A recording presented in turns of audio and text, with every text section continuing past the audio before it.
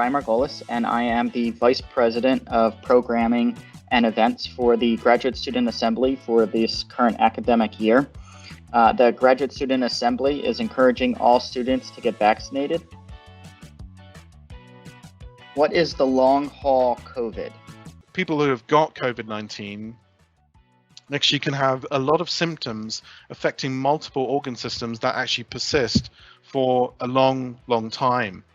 And really the broad definition of long haul COVID, if we're going to use that term, is to say that these are just, we really do expect vast majority of people to get better, within several weeks, within 4 weeks of their infection.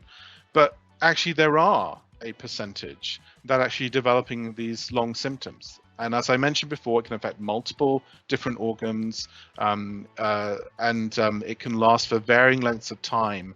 And it's not always correlated with how bad your infection was in the first place. In terms of the long haul specific outcome, we're still sort of gathering data on how that manifests or not. I think what is really clear is that preventing infection in the first place is obviously going to be the sort of first, the sort of more proximal step.